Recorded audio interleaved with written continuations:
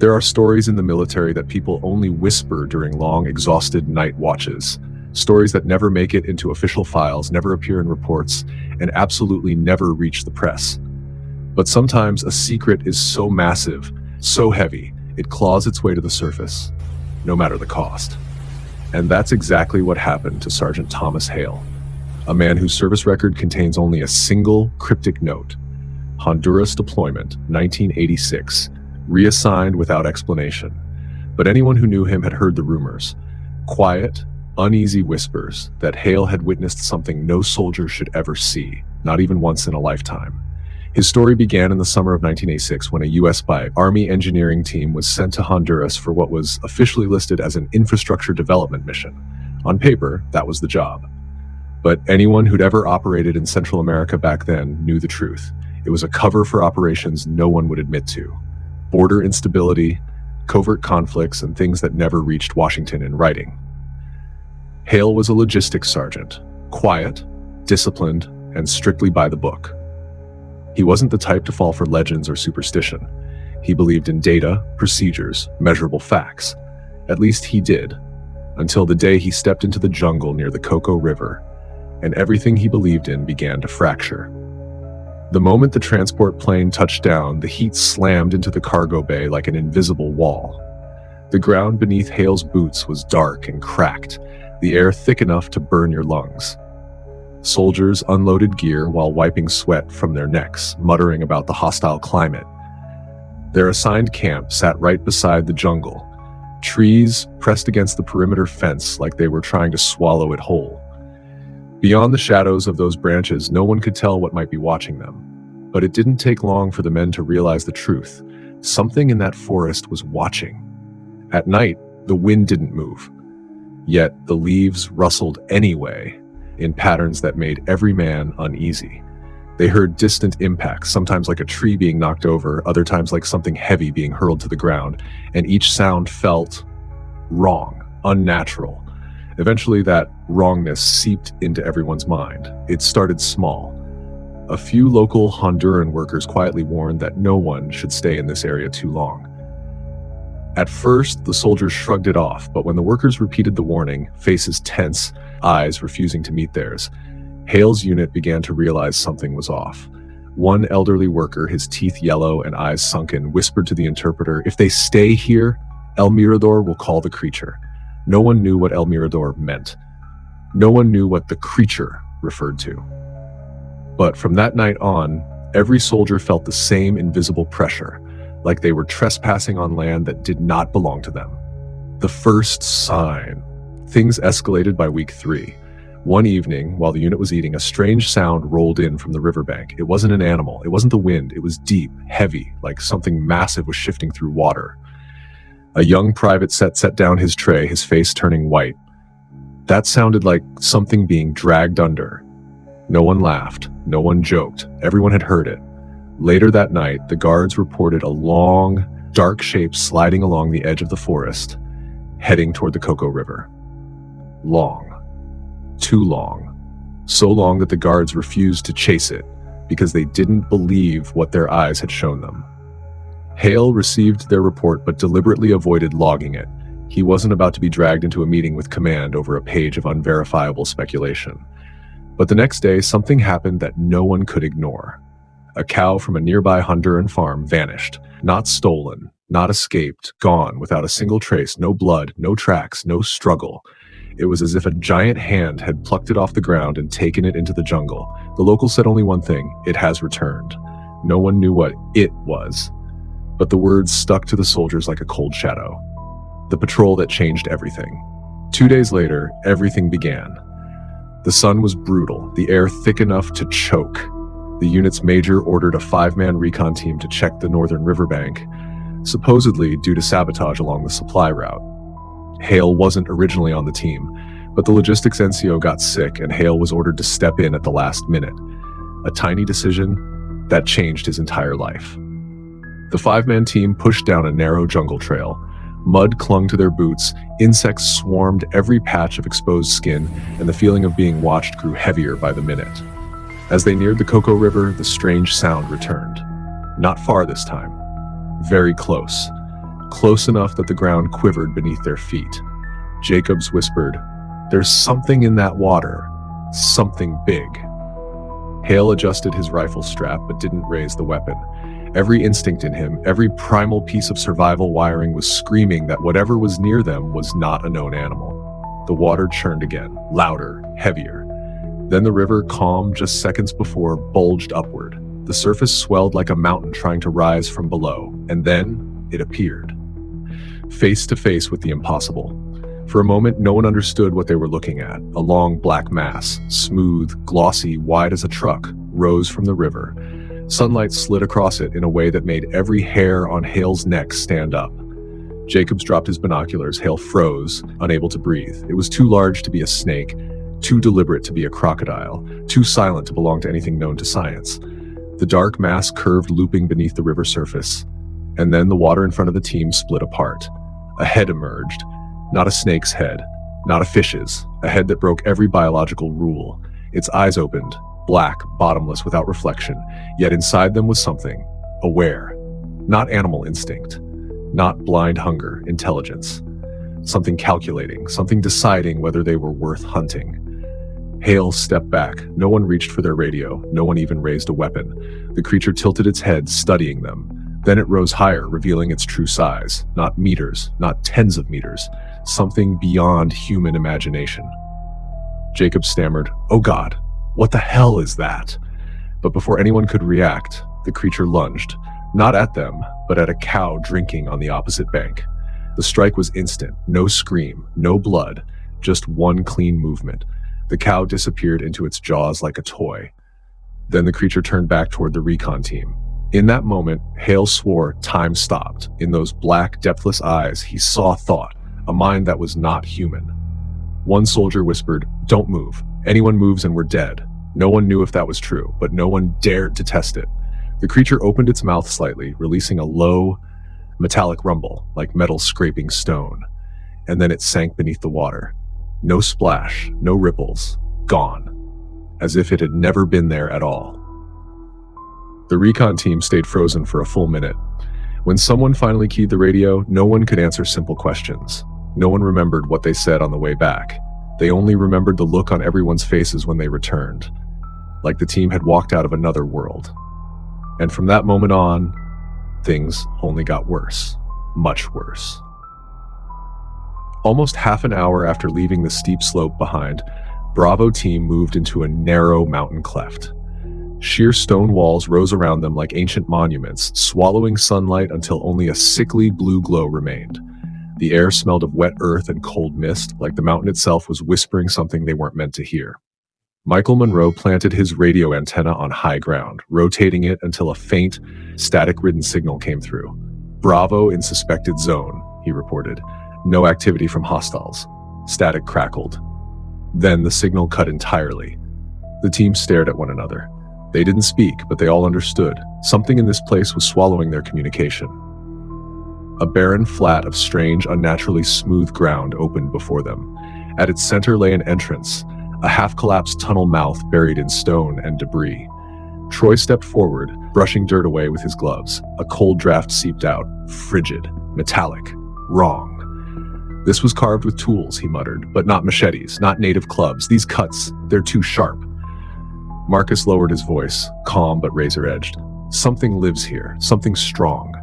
Chandler, whose hearing was the sharpest in the unit, raised a hand suddenly. He tilted his head, pressing one ear to the stone wall. "I hear it. Something dragging across rock." Every man snapped into combat stance. Safety switches clicked off in unison. It was muscle memory, but this time none of them felt ready. The sound came again, clearer. Not footsteps, not an animal's lumbering gait. This noise slithered, dragged, twisted, like joints bending in ways no living thing should. "Half-moon formation," Marcus ordered. "Chandler, light." Chandler flicked on a high-powered flashlight, aiming it straight into the tunnel. The beam cut into the darkness. And then everyone stopped breathing, because at the far end of that tunnel, something reflected the light back. Something round, the size of a fist. Glowing, like an eye opening. Troy's finger whitened on the trigger. "What the hell is that?" No one answered. Even Marcus didn't dare identify what he was seeing. The glow didn't flicker like an animal's eye. It shined, constant, focused, aware. Chandler whispered, throat dry, "It knows we're here." The thing shifted, a small back deliberate movement, slow but unmistakable. The team stepped back as one. Monroe clicked his M203's safety off. "Don't fire," Marcus warned. "We don't know what it is." Troy hissed, "Whatever it is, it's staring right at us." "Quiet," Chandler snapped, not in anger but fear. The glowing eye went still. 5 seconds, 10, 15. Then, pop, the light vanished. The tunnel swallowed everything. "Move," Marcus barked. "Out of ambush position, arc formation."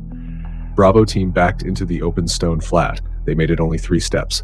Then the thing charged. A shriek tore through the tunnel, metal against stone, air forced through a narrow cavity. It was violent, unnatural, but instead of rushing out, the thing climbed. They couldn't see it, but they could hear it scaling the vertical rock, fast. Too fast for any human or known animal. Then, whoosh! It erupted above the tunnel mouth, clearing the team's heads like a giant shadow ripping through the air. Chandler was the only one who caught its silhouette. A long body, black, matted fur, arms that hung past its knees, back muscles shaped wrong, too many ridges, too many joints. He managed one trembling sentence: not human, not animal, something else. The creature landed 30 meters away, crouched in a grotesque stance. The team swept their lights across it, revealing arms so long they nearly touched the ground. Black fur clumped like it had been soaked in swamp water. Broad shoulders but a hunched spine, bent at an unnatural angle, and where one eye should have been, a glowing crystalline patch. It rose slowly, at least 10 feet tall. Marcus swallowed hard. "No one fires unless I give the order." Troy whispered, voice hollow, "If it charges, we won't even get the chance." The creature tilted its head, studying them. Then it exhaled, a hollow, metallic gasp like air forced through an empty chamber. No one moved, no one breathed. And then it struck, so fast it became a blur of darkness ripping across the clearing. "Move," Marcus shouted. Gunfire thundered through the canyon, but the creature slipped into the shadows as if it had merged with the night itself. Then Chandler screamed, "Above us!" They spun.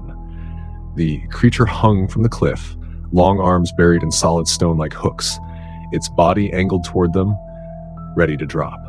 Marcus realized then they were no longer hunters, they were prey. The creature clung there for a heartbeat, then dropped, not falling, launching. Twisting along the cliff face, accelerating with impossible force. Gunfire lit the canyon. An M203 exploded against rock. Dust and stone blasted into the air. But through the smoke, it kept moving. A black storm slicing across the battlefield. Chandler rolled aside just before it swept past him, feeling a freezing wind skim his skin like the creature had no body heat at all. It stopped 20 meters away, standing tall again.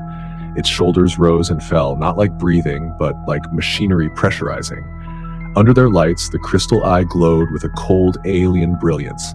Monroe whispered, "Oh God, that thing isn't natural." Marcus tightened his grip on his rifle. "We can't fight it head on. Keep your space. Stay mobile. Do not." The dark fur along its arms stood up, not from agitation, but as if it were growing, lengthening into coarse, rigid strands like bristled spikes. Those strands quivered rapidly, as though receiving some invisible signal from deep within the mountain.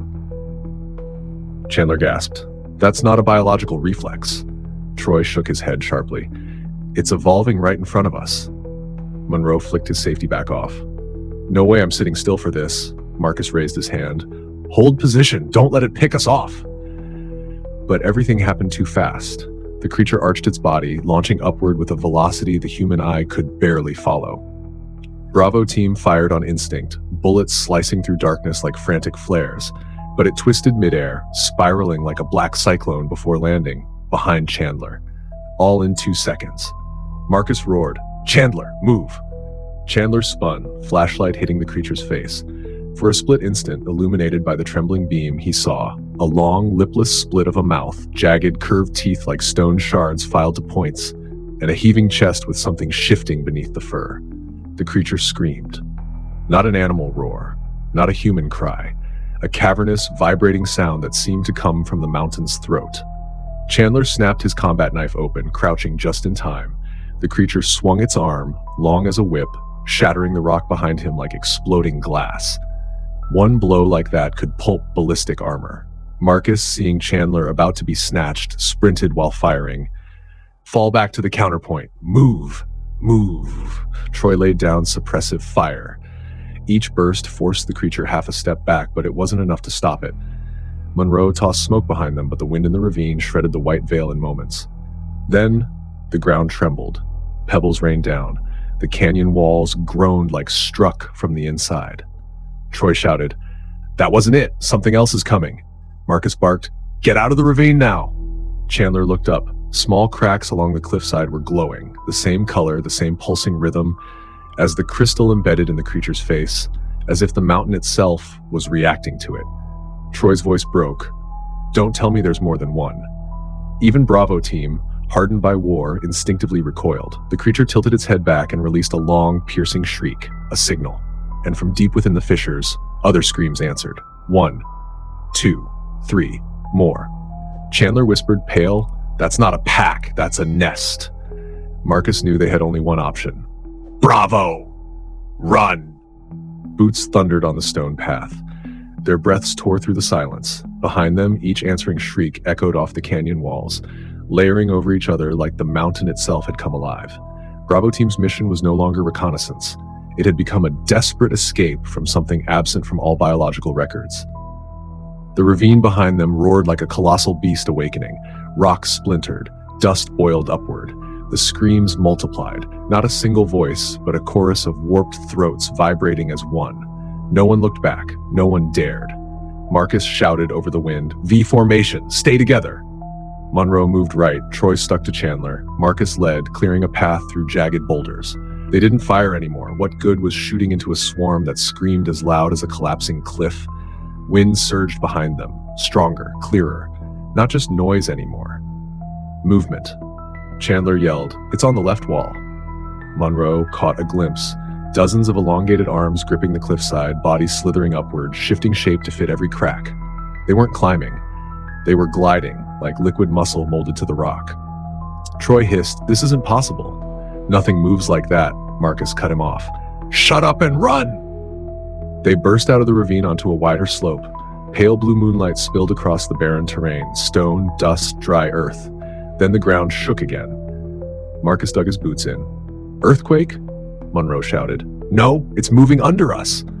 A muffled thump sounded beneath Troy, making him leap aside. Dirt exploded upward, leaving a small crater like something had punched from below. Another boom in front of Chandler. Chandler yelled, "It's digging!" Marcus understood instantly. They didn't just leap. They didn't just climb. They could burrow, like enormous subterranean predators. "Change course, right flank, up the ridge." They veered sharply. Troy climbed first, using his rifle to hook a crevice and pull Chandler up. Below them, the earth continued to split open in violent bursts. Monroe tossed 2 grenades. The explosions rocked the slope, sending up plumes of gray dust. But the shrieks behind them didn't stop. Marcus shouted, "Get higher! They can't dominate the high ground!" 70 meters to safety. That was when the light vanished. A massive shadow swept overhead, silent, fast. Chandler felt freezing air skim his ear and heard metal on stone scraping. Then, thud. A creature landed before them. Bigger, broader, arms dragging, crystals blazing across its face. Not the same one as earlier. This one was evolved. The air around it was so cold their breaths fogged instantly. Troy stammered, It changed again." Marcus's voice hardened. "Guns up, don't fire unless I say." The creature tilted its head, its claws carved deep grooves into solid stone. This scream was different. Not a call, not a threat, a warning. Chandler whispered, "It's intelligent." Another heavy impact behind them. Then another. Marcus swiveled. 3 of them. We're surrounded. 3 giants, 3 pairs of glowing crystals. 3 shadows merging with the night. Monroe whispered, "This isn't a creature, it's an ecosystem." Marcus scanned the ridge, calculating like a burning engine. "We can't fight them head on. We break through the top. They can't jump that high." Easier said than done. The front creature lunged, like a compressed spring detonating. Chandler screamed, "It's moving!" Marcus gave the final order, "Fight and fall back, suppressive fire." Gunfire lit the night like frantic torches. The creatures darted, dodged, leapt. Troy rolled left, Monroe fired to create space. Chandler climbed, Marcus hauled them upward. And in the chaos, a shadow darted from the flank. Faster than anything they'd seen.